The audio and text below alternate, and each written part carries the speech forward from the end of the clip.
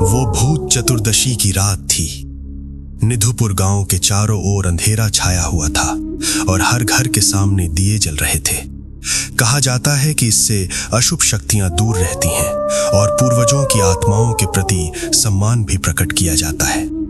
उस रात भी मैं घर के आंगन में दिया जलाकर अंदर जा ही रहा था कि तभी परेश मुझे बुलाने आया। क्यों शुभ, नदी के घाट नहीं चलेगा? ओ परेश, तुम आ गए। मैं तुम्हारे बारे में ही सोच रहा था। जल्दी आ, गोविंद शायद नदी के घाट पहुंच भी गया होगा। यहाँ ये बताना जरूरी है कि हम हर दिन शाम या रात को नदी के घाट पर बैठकर बातें करते हैं।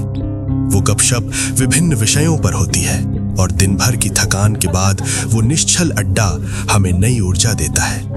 मेरा और परेश का घर पास पास है, लेकिन गोविंद का घर बगल के गांव में है। फिर भी वो हमारे शाम के अड्डे का रोजाना का सदस्य है। माँ को बताकर मैं और परेश गांव के संकरे रास्ते से नदी के घाट की ओर चल दिए। आज अन्य दिनों की तुलना में अंधेरा कुछ ज्यादा ही लग रहा है। क्यों नहीं होगा, आज तो अमावस्या की रात है। गांव के छोर पर स्थित जंगल से जंगली कुत्तों के रोने की आवाजें आ रही थीं। आज शाम होते ही ऐसा लग रहा था जैसे आधी रात हो गई हो। कुछ ही समय में मैं और परेश घाट पर पहुंचे और देखा कि गोविंद घाट की ओर मुख करके बैठा है। गोविंद दूसरे दिनों में इतनी जल्दी नहीं आता, आज बेटा पहले ही आ गया। सही कह रहे हो। मैं और परेश अपनी बैठने वाली जगह की ओर बढ़े। गोविंद अब भी उदासीन नजरों से नदी की ओर देख रहा था। क्यों गोविंद, तू आज इतनी जल्दी कैसे आ गया? दूसरे दिन तो तू कहता है कि बगल के गांव से आने में समय लगता है।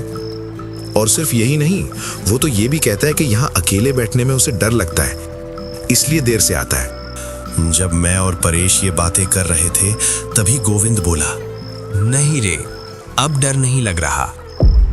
तब तक मैं और परेश अपनी जगह पर बैठ चुके थे। अच्छा, डर नहीं लगता? जानता है, आज भूत चतुर्दशी की रात है और आज ही की रात अंधेरी दुनिया और हमारी दुनिया के बीच का वो पतला पर्दा हट जाता है, जिससे उस दुनिया के कई लोग यहाँ आ सकते हैं। वो मैं जानता हूँ। अच्छा परेश, आज जो ऐसा होता है, क्या इसे किसी ने अपनी आंखों से देखा है या तुमने कभी देखा है?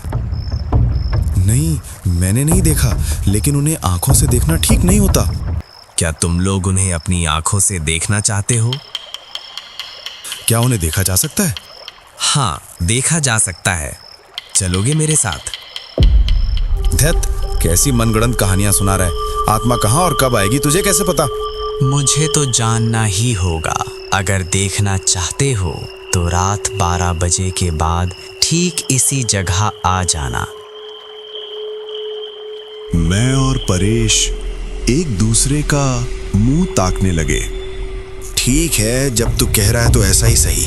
और अगर ये झूठ निकला तो सर पे 10 चपत खाएगा। इतनी देर से गोविंद अंधेरे की ओर मुंह किए हुए था। अब जब उसने हमारी तरफ देखा तो अमावस्या की उस हल्की रोशनी में उसके चेहरे पर एक फीकी मुस्कान दिखी। मैं राजी हूँ। अब तुम लोग जाओ और जो समय मैंने कहा है उस समय यहाँ आ जाना। तू घर नहीं जाएगा? मैं घर जाऊंगा। गोविंद ने अजीब तरह से ये बातें कही। खैर, शायद उसकी तबीयत ठीक नहीं है। ये सोचकर मैं और परेश बिना बात बढ़ाए वहां से निकल गए। घर लौटते समय परेश ने मुझसे पूछा, शुभ, तुझे क्या लगता है गोविंद की बातें कितनी सच हो सकती हैं? परेश, पता नहीं क्यों गोविंद की बातें सुनकर मुझे वे अविश्वसनीय नहीं लगी। उसकी बातों में गहरा आत्मविश्वास था, जैसे वह सच में कुछ दिखाएगा। ठीक है, झूठ बोला तो जोरदार चपत खाएगा। अच्छा, अब घर जा, मैं तुझे 11:30 बजे आवाज दूंगा। तैयार रहना। बिल्कुल तैयार रहूंगा। घर पहुंचकर भी बार बार यही ख्याल आता रहा कि क्या वाकई गोविंद आत्मा दिखा पाएगा। रात का खाना जैसे तैसे खाया। क्यों शुभ, इतनी रात को फिर से कपड़े क्यों पहन रहा है? कहां जा रहा है? पिताजी को क्या कहूं, सच बताया तो वे जाने नहीं देंगे और कुछ ना कहा तो घर से निकल नहीं पाऊंगा। बगल के गांव में गोविंद के घर जा रहा हूं। आज भूत चतुर्दशी की रात है, इसलिए सब मिलकर हॉरर फिल्म देखेंगे। ठीक है, जा। लेकिन भूत चतुर्दशी की रात, खासकर रात 12 बजे के बाद बाहर निकलना सही नहीं है। पिताजी, क्या सच में आज की रात आत्माएं आती हैं? आती हैं। इस दिन कई आत्माएं पृथ्वी छोड़कर चली जाती हैं। उनके लिए एक रास्ता खुल जाता है और उसी रास्ते से कई दुष्ट आत्माएं भी नर्क से हमारी दुनिया में आ जाती हैं। अगर इंसान से उनका आमना सामना हो जाए तो भारी नुकसान हो सकता है। पिताजी की बातें सुनकर मेरा शरीर और मन कांप उठा। फिर भी खुद को संभालते हुए मैंने कहा, नहीं पिताजी, आप चिंता मत कीजिए। मैं और परेश साथ जा रहे हैं और उसके घर पर ही रहेंगे, इसलिए कुछ नहीं होगा। फिर भी सावधान रहना। रात 11 बजे के बाद से ही मन बेचैन होने लगा कि परेश कब आएगा, इसलिए मैं दरवाजे पर ही खड़ा रहा।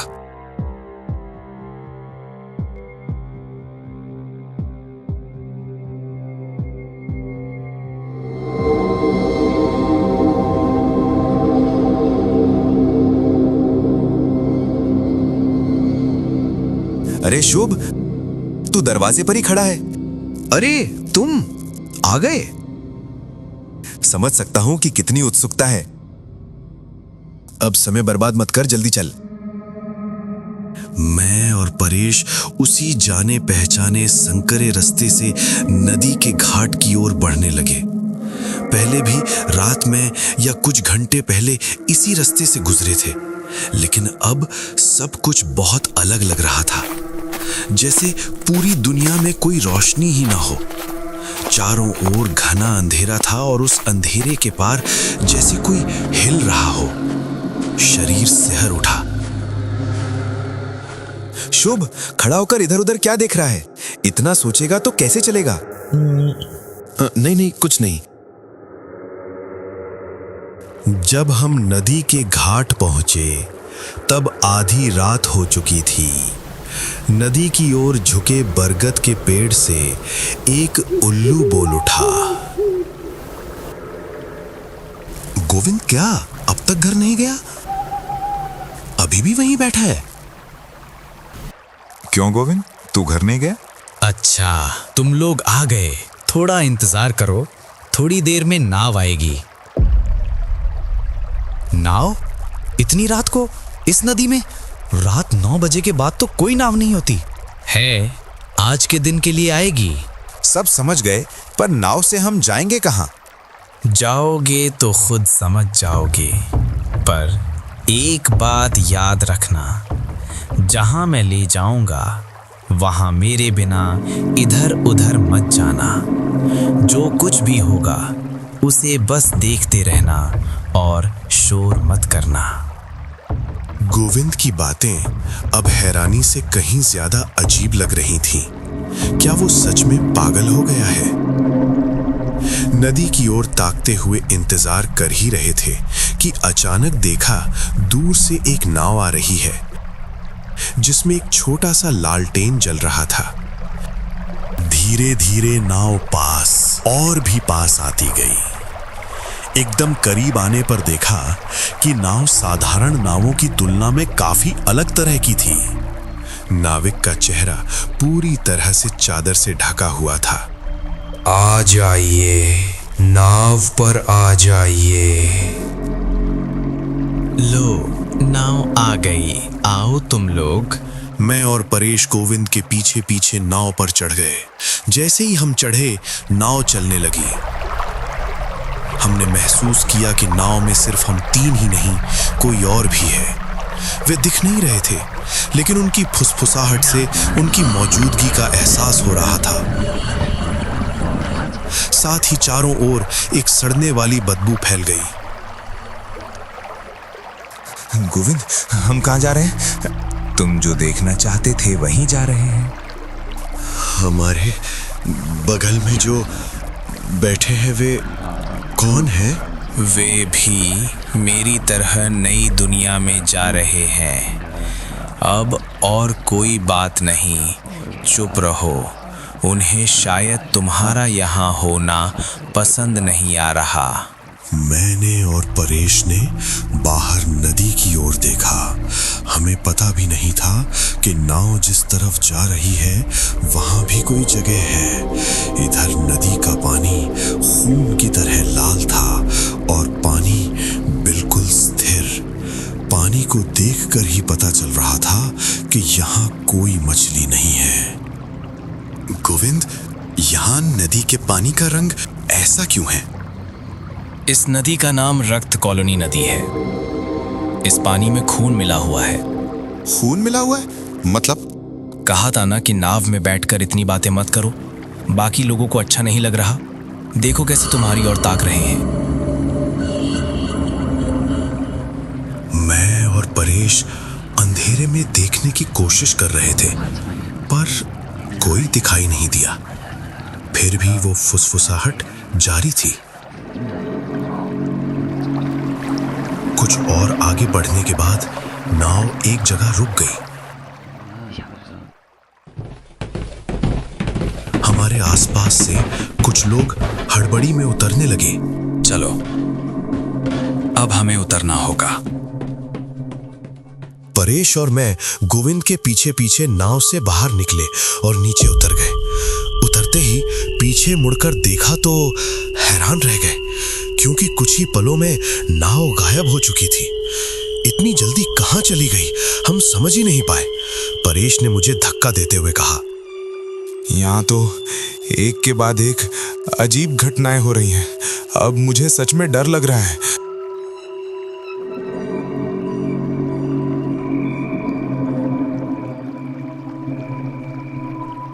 सामने तो एक खाली मैदान है, वहां हम कहां जाएंगे? वहीं से तो सबको जाना है। मैदान के बीच में वो छोटा सा तालाब देख रहे हो? इस मैदान का नाम मुक्ति जल तालाब है और आज यहीं से सब परलोक जाएंगे। गोविंद, तू अब ये पहेलियां छोड़ और साफ साफ बता कि क्या हो रहा है। रात 2:55 के बाद सब देख पाओगे, बस आधा घंटा और। गोविंद हमें एक अनाम सूखे पेड़ के पास ले गया और बोला, तुम लोग यहाँ खड़े होकर सब देखना और भूलकर भी कहीं मत जाना, मुझे भी तो जाना होगा। मैं कुछ और पूछने ही वाला था कि देखा मैदान के बीचों बीच उस काले पानी वाले तालाब के सामने कुछ लोग कतार में खड़े थे। तो मैं चलता हूँ, अपना ख्याल रखना तुम लोग। चलता हूँ मतलब? चपत खानी है तुझे, तैयार हो जा। नहीं दोस्त, अब तुझसे चपत नहीं खाई जाएगी, परलोक जाना है। मतलब वो जो तालाब देख रहे हो उसमें डुबकी लगाकर परलोक जाना होता है। वहां जो लोग खड़े हैं वे सब भी वहीं जा रहे हैं। इसका मतलब मैं अब जिंदा नहीं हूँ। आज शाम को भूत चतुर्दशी का दिया जलाते समय मेरे शरीर में आग लग गई थी। वहां जिन्हें देख रहे हो वे सब अकाल मृत्यु मरे हैं और अकाल मृत्यु होने पर इस भूत चतुर्दशी की रात मुक्ति जल तालाब से परलोक जाना पड़ता है, जहां पाप पुण्य का फैसला होता है। कुछ ही समय में तुम्हें सबका असली रूप दिखेगा, इसलिए डरना मत और भूल कर भी तालाब के पास मत जाना। मुझे तो कुछ भी यकीन नहीं हो रहा। शुरू में मुझे भी यकीन नहीं हुआ था। मौत को ऐसे स्वीकार करना आसान नहीं होता, पर क्या किया जा सकता है। मौत के तुरंत बाद खबर मिल गई थी और अगर आज परलोक नहीं गया तो फिर 1 साल इंतजार करना पड़ेगा। उस वक्त मुझे पिताजी की शाम वाली बात याद आई। इस दिन कई आत्माएं पृथ्वी छोड़कर चली जाती हैं, उनके लिए एक रास्ता खुल जाता है। ठीक उसी समय एक धीमी लेकिन गूंजती हुई घंटी बजी। लो, 1:45 बज गए। मैं चलता हूं। उस समय परेश और मेरी जो हालत थी उसे शब्दों में बयान नहीं किया जा सकता। हमारा प्रिय मित्र कह रहा है कि वो हमें छोड़कर जा रहा है और वो अब इस दुनिया में नहीं है। क्या इसीलिए गोविंद आज शाम से ही कुछ अलग लग रहा था?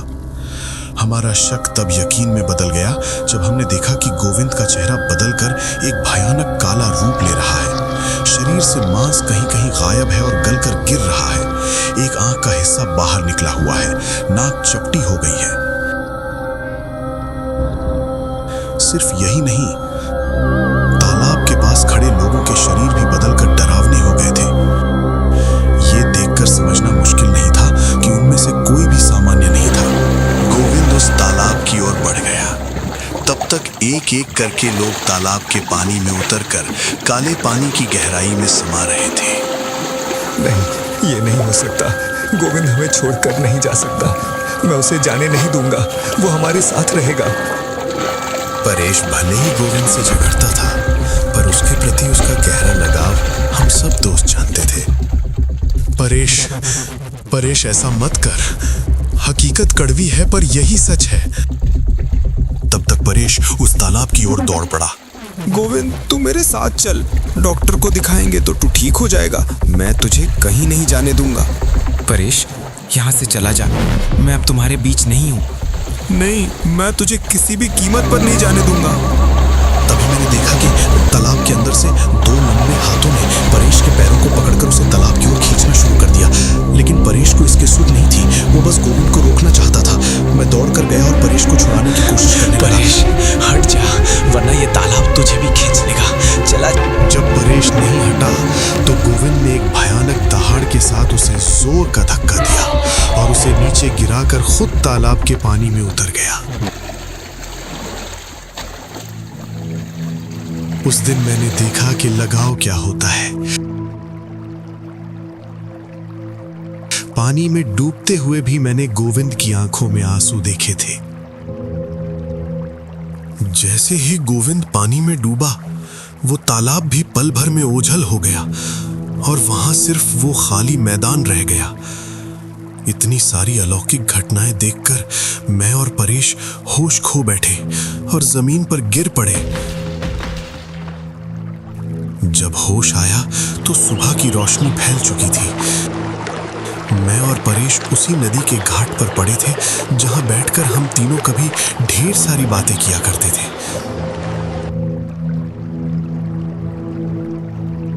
मैं और परेश एक शब्द भी नहीं बोल पाए।